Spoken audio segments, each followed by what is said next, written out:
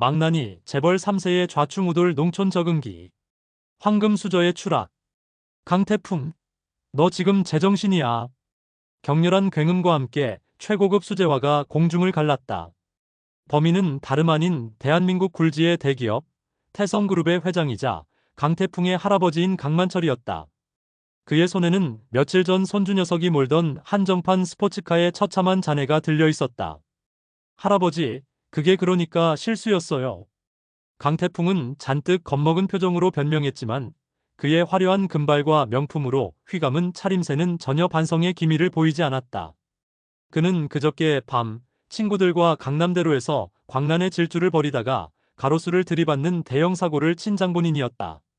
실수. 내 놈은 20해가 넘도록 실수만 저지르고 살아왔어. 학교는 제대로 다닌 적도 없고 밤마다 클럽에서 돈을 물쓰듯 낭비하고 이제는 하다 못해 수억짜리 차를 폐차시켜. 강 회장의 목소리는 마치 천둥 번개 같았다. 그의 옆에는 며느리이자 태풍의 어머니인 윤정숙 여사가 안절부절 못하며 서 있었다. 그녀는 아들의 잘못을 감싸려는 듯 애처로운 눈빛으로 강 회장을 바라봤지만 그의 분노는 쉽게 가라앉지 않았다. 회장님, 태풍이가 아직 어려서 철이 없어서 그래요. 이번 한 번만 너그러이 봐주시면. 너까지. 내 놈이 저렇게 망나니로 키운 책임도 있어. 당장 저 녀석 끌어내. 강 회장의 호통에 비서들이 우르르 달려들어 태풍을 붙잡았다. 태풍은 발버둥치며 항변했지만 그의 외침은 허공으로 사라질 뿐이었다. 할아버지, 잘못했어요. 다시는 안 그럴게요. 제발 한 번만 봐주세요. 하지만 강 회장의 결심은 단호했다. 그는 손주 녀석에게 더 이상 기회를 줄 수 없다고 생각했다. 이대로 두면 태성그룹은 조만간 망할지도 모른다는 위기감마저 느꼈다. 강태풍, 내 마지막 경고다. 너에게 마지막 기회를 주겠다. 내일부터 당장 짐 싸서 해맑은 농장으로 내려가. 네? 농장이라고요? 할아버지, 저 농사 같은 거 한 번도 해본 적 없어요. 그리고 제가 어떻게 그런 촌구석에서 살아요? 태풍은 기겁하며 반문했지만 강 회장은 냉정하게 선언했다. 닥치고 내려가. 거기서 내 손으로 직접 땀 흘려 농사를 지으면서 내가 얼마나 쓸모없는 인간인지 똑똑히 깨닫게 될 거다. 그리고 내가 진정으로 뉘우치고 변화하는 모습을 보이지 않는다면 단 한 푼의 유산도 없을 줄 알아. 그렇게 강태풍, 돈밖에 모르던 재벌 3세는 졸지에 시골 농장으로 쫓겨나는 신세가 되었다. 그의 화려한 도시 생활은 막을 내리고 흙먼지 풀풀 날리는 시골에서의 좌충우돌 농촌 적응기가 시작될 예정이었다. 그는 과연 이 험난한 미션을 무사히 수행하고 다시 화려한 삶으로 돌아갈 수 있을까? 아니면 그곳에서 예상치 못한 인생의 전환점을 맞이하게 될까? 다음 날 아침, 강태풍은 믿을 수 없다는 표정으로 낡은 트럭 조수석에 앉아 창밖 풍경을 바라보고 있었다. 끝없이 펼쳐진 푸른 논밭과 꼬불꼬불한 시골길은 그의 눈에는 그저 지루하고 촌스러운 풍경일 뿐이었다. 그의 옆에는 굳은 표정의 수행비서 김 실장이 운전을 하고 있었다. 도련님, 여기가 바로 해맑은 농장입니다. 김 실장의 안내에 태풍은 낡은 농가와 허름한 창고, 그리고 드넓은 밭을 멍하니 바라봤다. 그의 머릿속에는 온통 내가 왜 이런 곳에 와 있어야 하는 거지? 라는 생각뿐이었다. 김 실장님, 정말 여기가 맞아요? 혹시 할아버지가 저 골탕 먹이려고 엉뚱한 곳으로 보낸 거 아니에요? 아닙니다, 도련님. 회장님께서 직접 알아보시고 계약하신 농장입니다. 태풍은 한숨을 푹 내쉬었다. 그의 럭셔리한 삶은 이제 정말 끝난 것 같았다. 그는 에르메스 백팩에서 선글라스를 꺼내 쓰고 농가마당으로 발을 내딛었다. 그의 하얀색 명품 스니커즈가 흙바닥에 닿는 순간 그는 얼굴을 찌푸렸다. 으악, 더러워. 그의 말에 김 실장은 난감한 표정을 지었다. 도련님, 이제부터 이곳에서 생활하셔야 합니다. 마음을 단단히 먹으셔야 할 겁니다. 농가 안으로 들어선 태풍은 더욱 경악했다. 낡은 가구들과 촌스러운 벽지, 그리고 퀴퀴한 냄새까지 모든 것이 그의 취향과는 거리가 멀었다. 그는 당장이라도 뛰쳐나가고 싶었지만 할아버지의 엄포를 떠올리며 억지로 참았다. 그때 낡은 방문이 덜컥 열리며 촌스러운 꽃무늬 몸빼 바지를 입은 할머니 한 분이 나타났다. 그녀는 태풍을 보자마자 환하게 웃으며 다가왔다. 아이고, 우리 태풍이 왔는가? 어서 와, 어서. 저 할머니는 누구세요? 태풍의 질문에 할머니는 더욱 크게 웃었다. 나는 여기 해맑은 농장 주인 할매, 박복순이라고 한다. 이제부터 네가 여기서 농사 짓는 거 도와줄 사람이여. 네, 제가 농사를 짓는다고요? 할머니, 저 농사농자도 몰라요. 괜찮아, 괜찮아. 내가 다 가르쳐 줄 테니 걱정 말어. 자, 어서 밥부터 묵자. 내가 오늘 아침에 딴 싱싱한 채소들로 맛있는 비빔밥 해놨다. 박복순 할머니는 태풍의 손을 잡아 끌고 부엌으로 향했다. 태풍은 얼떨결에 할머니를 따라갔지만 그의 머릿속은 온통 혼란스러웠다. 그는 과연 이 낯선 환경에 적응하고 농사를 지을 수 있을까? 그리고 이 촌스러운 할머니와는 어떻게 지내야 할까? 그의 좌충우돌 농촌 생활은 이제 막 시작되려 하고 있었다. 다음 날 아침, 태풍은 뻐꾸기 소리에 잠을 깼다. 그는 촌스러운 이불의 감촉과 낯선 천장을 바라보며 자신이 정말 시골에 와 있다는 사실을 다시 한번 실감했다. 그는 침대에서 겨우 일어나 밖으로 나갔지만 그의 눈앞에 펼쳐진 풍경은 더욱 충격적이었다. 박복순 할머니는 이미 밭에서 호미를 들고 열심히 일하고 있었고 주변에는 처음 보는 농기구들이 널려 있었다. 태풍은 어찌할 바를 모르고 멍하니 서 있었다. 어이쿠, 우리 도련님 일어나셨는가? 어서 와서 일해야지. 할머니의 호통에 태풍은 마지못해 밭으로 향했다. 할머니는 그에게 호미를 쥐어주며 밭을 매는 방법을 가르쳐 주려고 했지만 태풍은 호미질 한 번 제대로 하지 못하고 비틀거렸다. 아이고, 힘이 왜 이렇게 없어? 밥은 제대로 먹고 다니는겨? 할머니의 타박에 태풍은 얼굴을 붉혔다. 그는 평생 손에 흙 한 번 묻혀본 적 없는 도시 깍쟁이였던 것이다. 그는 어설픈 호미질로 애꿎은 풀만 뽑아댔고 허리 한 번 제대로 펴지 못하고 끙끙 앓았다. 뿐만 아니라 그의 도시적인 생활 습관은 시골 사람들과 끊임없이 충돌했다. 그는 아침마다 샤워를 해야 했지만 농장에는 뜨거운 물이 제대로 나오지 않았다. 그는 인스턴트 커피 대신 고급 원두 커피를 찾았지만 할머니는 구수한 보리차만 내놓았다. 그는 밤마다 스마트폰으로 게임을 하려고 했지만 시골의 밤은 너무나 조용하고 심심했다. 마을 사람들은 태풍을 신기한 듯 바라봤다. 세련된 옷차림과 어색한 말투, 그리고 농사일에는 전혀 재능이 없는 그의 모습은 그들에게 웃음거리였다.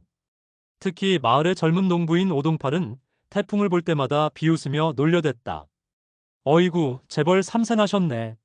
폼은 완전 프로 농사꾼인데 하는 짓은 영 엉성하구먼. 동팔의 비아냥거림에 태풍은 자존심이 상했지만 딱히 반박할 말도 없었다. 그는 정말 농사에는 아무것도 몰랐기 때문이다.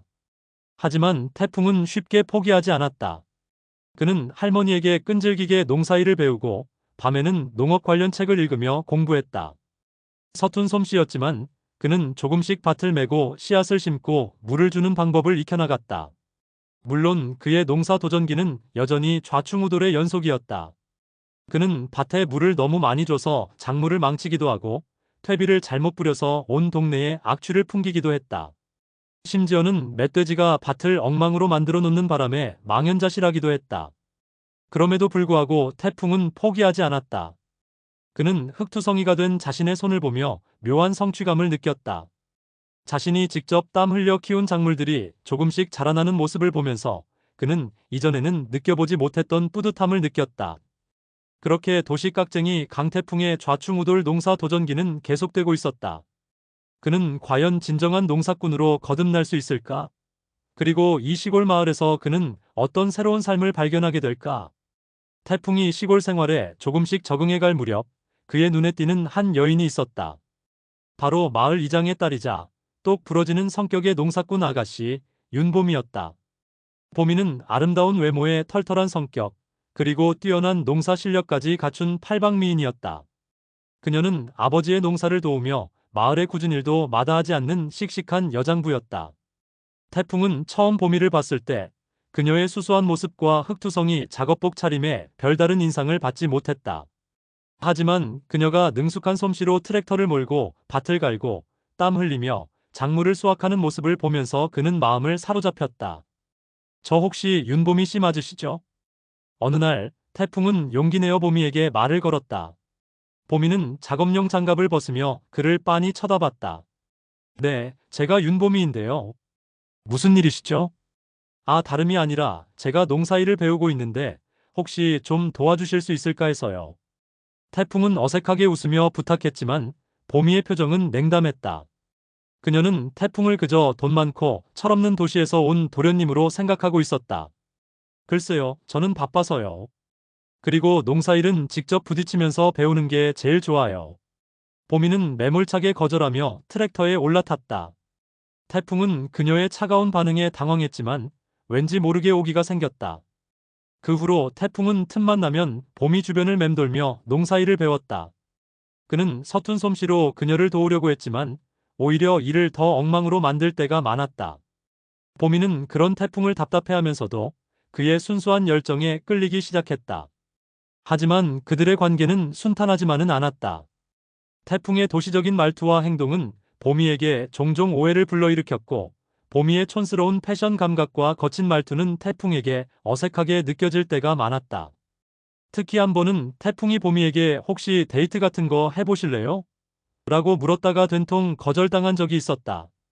데이트요? 저는 지금 농사일로 눈코 뜰 새 없이 바쁜데 한가하게 데이트나 하고 있을 시간이 없어요. 그리고 저는 도련님 같은 도시 사람은 딱 질색이에요.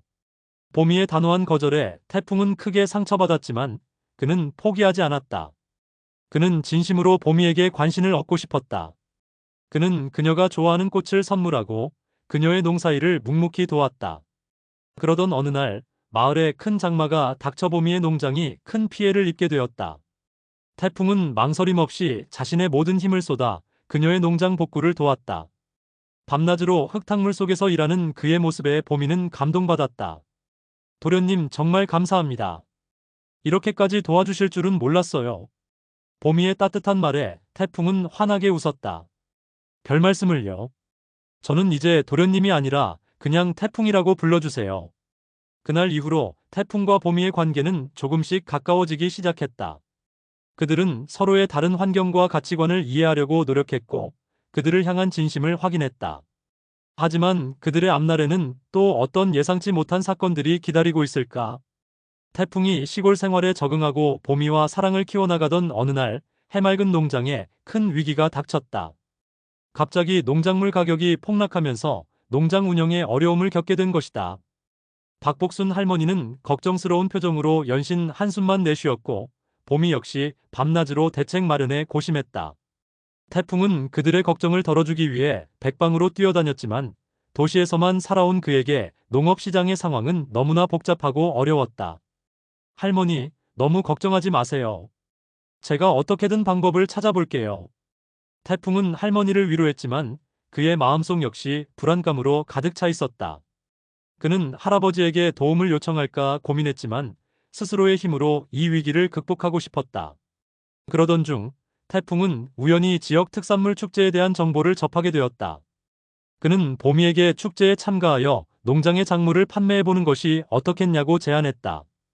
보미 씨, 우리 축제에 나가서 저희 농장 작물들을 한번 팔아봐요. 싱싱하고 품질 좋은 우리 농산물이라면 분명히 인기가 많을 거예요. 보미는 처음에는 망설였지만 태풍의 적극적인 모습에 용기를 내어 축제에 참가했다. 축제 준비는 생각보다 훨씬 더 고되고 험난했다. 태풍은 난생 처음 겪어보는 굳은 일에 연신 땀을 뻘뻘 흘렸고 서툰 솜씨 때문에 보미에게 혼나기 일쑤였다. 하지만 그는 불평 한마디 없이 묵묵히 일을 도왔다. 그는 이제 더 이상 돈만 아는 재벌 3세가 아니었다. 그는 진심으로 농장을 살리고 싶었고 보미에게 인정받고 싶었다. 축제 당일 해맑은 농장의 부스는 형형색색의 채소와 과일들로 가득 채워졌다. 태풍은 어색한 미소로 손님들을 맞이했지만 그의 세련된 외모와 어딘가 어설픈 말투는 사람들의 시선을 끌었다. 안녕하세요. 저희 해맑은 농장에서 직접 키운 싱싱한 농산물입니다. 한번 맛보세요. 태풍은 목청껏 외쳤지만 그의 외침은 왠지 모르게 썰렁했다. 그때 보미가 능숙한 솜씨로 시식 코너를 마련하고 맛깔스러운 입담으로 손님들을 끌어모으기 시작했다. 자, 이쪽으로 오세요. 저희 농장 오이는 아삭아삭하고 달콤해서 한번 맛보면 멈출 수가 없어요. 그리고 이 토마토는 햇볕을 듬뿍 받고 자라서 얼마나 맛있는지 몰라요. 봄이의 활약 덕분에 해맑은 농장의 부스는 순식간에 사람들로 북적였다.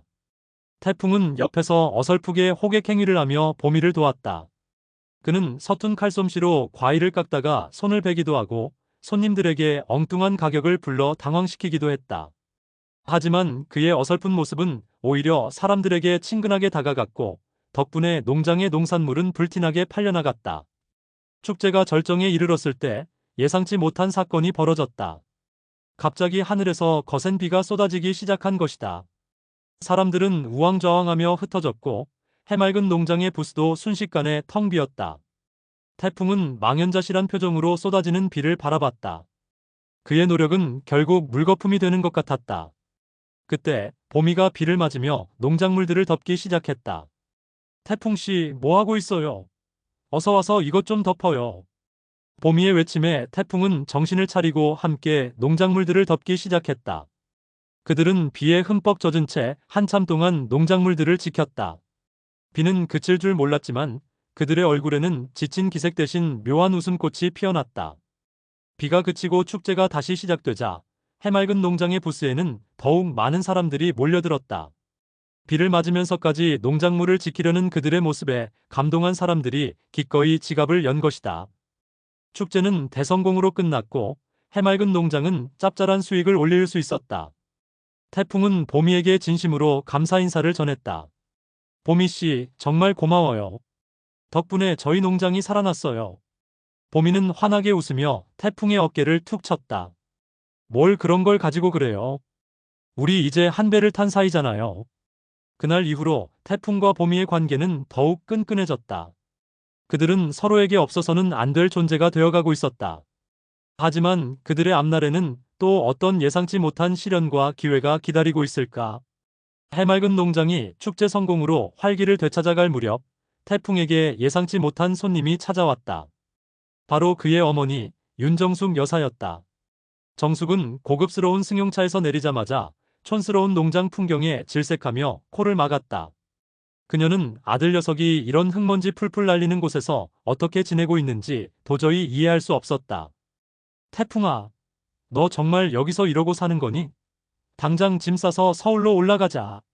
정숙의 갑작스러운 등장에 태풍은 당황했지만 그는 단호하게 고개를 저었다.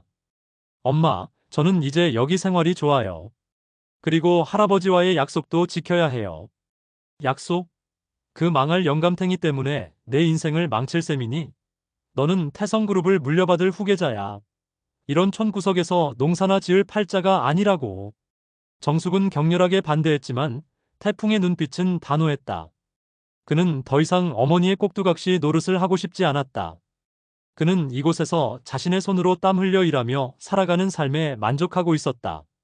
그리고 무엇보다 그의 곁에는 사랑하는 봄이가 있었다. 정숙은 아들의 완강한 태도에 화가 머리끝까지 치솟았다. 그녀는 봄이를 쏘아보며 차갑게 말했다. 내가 감히 우리 태풍이를 꼬드겨서 이런 촌구석에 붙잡아 놓은 거니? 봄이는 정숙의 모욕적인 발언에 를 찌푸렸지만 침착하게 대꾸했다. 저는 태풍씨가 스스로 선택해서 이곳에 남은 거라고 생각합니다. 그리고 저희는 서로를 좋아해요. 봄이의 당돌한 태도에 정숙은 더욱 분노했다. 그녀는 태풍에게 당장 이 여자를 정리하고 서울로 돌아오라고 명령했지만 태풍은 완강하게 거부했다. 결국 정숙은 아들을 설득하는 것을 포기하고 서울로 돌아갔지만 그녀의 방문은 태풍과 봄이의 관계에 미묘한 파장을 남겼다. 태풍은 어머니의 반대 때문에 봄이에게 미안한 마음을 감출 수 없었고 봄이 역시 자신 때문에 태풍이 힘들어하는 것을 안타까워했다. 며칠 후 태풍은 봄이에게 조심스럽게 자신의 속마음을 털어놓았다. 봄이씨, 혹시 저 때문에 힘든 건 아니에요? 어머니께서 너무 심하게 말씀하셔서. 봄이는 태풍의 손을 잡고 따뜻하게 미소 지었다. 태풍씨, 저는 괜찮아요. 저는 태풍씨만 믿어요. 그리고 저희는 그 어떤 어려움에도 흔들리지 않을 거예요.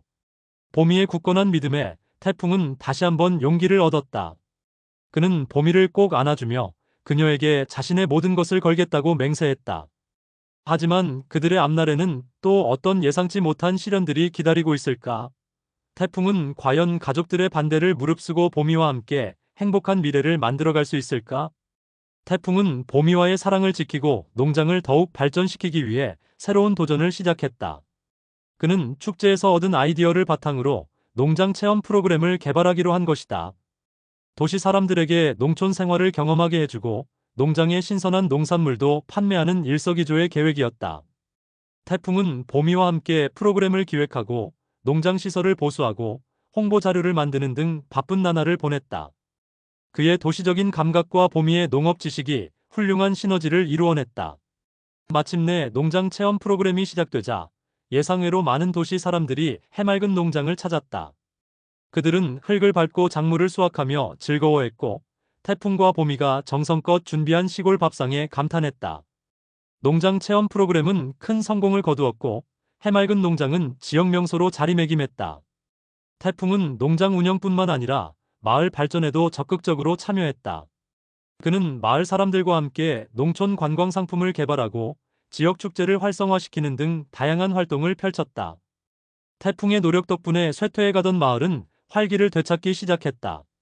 젊은이들이 다시 마을로 돌아오고 새로운 상점들이 문을 열었다. 마을 사람들은 태풍에게 진심으로 감사했고 그를 마을의 일원으로 따뜻하게 맞아주었다. 특히 오동팔은 태풍을 처음에는 못마땅하게 생각했지만 그의 진심과 노력에 감동하여 이제는 둘도 없는 친구가 되었다. 동팔은 태풍에게 농사 기술을 가르쳐주고 마을의 꾸준히 일을 함께하며 든든한 지원군이 되어주었다. 태풍은 더 이상 돈만 아는 재벌 3세가 아니었다. 그는 땀 흘려 일하는 보람을 알게 되었고 사람들과 함께 살아가는 행복을 깨달았다. 그는 진정한 성공은 물질적인 풍요가 아니라 사랑하는 사람들과 함께 만들어가는 따뜻한 삶에 있다는 것을 깨달았다. 물론 그의 앞날에 어려움이 없을 리는 없었다. 여전히 그의 가족들은 그가 시골에서 농사를 짓는 것을 못마땅하게 생각했고 끊임없이 그를 서울로 불러들이려고 했다. 하지만 태풍은 이제 흔들리지 않았다. 그의 곁에는 사랑하는 보미와 그를 믿고 지지해주는 마을 사람들이 있었기 때문이다. 그렇게 망나니 재벌 3세 강태풍은 좌충우돌 농촌 적응기를 통해 진정한 행복을 찾아가고 있었다. 그의 삶은 여전히 예측 불허였지만 그는 더 이상 과거의 철없는 재벌 3세가 아니었다. 그는 이제 해맑은 농장의 듬직한 농부이자 사랑하는 여인의 든든한 남자였다. 시간이 흘러 태풍은 어엿한 농부로 성장했고 보미와의 사랑은 더욱 깊어졌다. 그들은 마을 사람들의 축복 속에서 아름다운 결혼식을 올렸고 해맑은 농장에서 행복한 신혼 생활을 시작했다. 하지만 그들에게 마지막 시험이 닥쳐왔다. 태풍의 할아버지 강만철 회장이 병으로 쓰러진 것이다. 위독하다는 소식에 태풍은 급히 서울로 올라갔다. 병실에 누워있는 할아버지의 모습은 예전에 호탕하고 엄격했던 모습과는 너무나 달랐다. 태풍은 할아버지의 손을 잡고 눈물을 흘렸다. 할아버지, 제가 왔어요. 태풍의 목소리에 강 회장은 힘겹게 눈을 떴다. 그는 손주 녀석의 흑투성이 손을 잡고 환한 미소를 지었다. 태풍아, 네가 정말 농부가 다 됐구나. 네, 할아버지. 덕분에 새로운 삶을 찾았어요. 그리고 정말 행복해요. 태풍의 말에 강 회장은 만족스러운 표정을 지었다. 그는 마지막 힘을 다해 태풍에게 말했다. 내 유산은 모두 내 것이다. 네가 진정으로 행복한 삶을 찾았으니. 그 말을 남기고 강 회장은 편안하게 눈을 감았다. 태풍은 할아버지의 죽음의 슬픔을 느꼈지만 그의 마지막 말을 듣고 마음을 다잡았다. 그는 할아버지의 뜻을 이어받아 해맑은 농장을 더욱 발전시키고 마을 사람들과 함께 행복하게 살아갈 것을 다짐했다. 며칠 후 강 회장의 유언장이 공개되었다. 예상대로 그의 모든 재산은 손주 강태풍에게 상속되었다. 하지만 태풍은 그 돈에 연연하지 않았다. 그는 이미 돈보다 더 소중한 가치를 깨달았기 때문이다.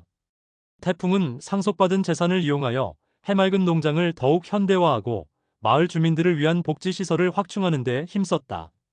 그는 이제 더 이상 돈만 아는 재벌 3세가 아니라 마을 사람들과 함께 성장하고 발전하는 존경받는 리더가 되었다.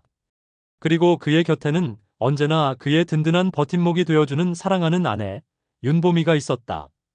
그들은 함께 땀 흘려 농사를 짓고 저녁에는 별을 보며 사랑을 속삭였다. 그들의 삶은 소박했지만 그 어떤 한 것보다 값진 행복으로 가득 차 있었다. 세월이 흘러 태풍과 보미는 아름다운 아이들을 낳아 행복하게 살았다.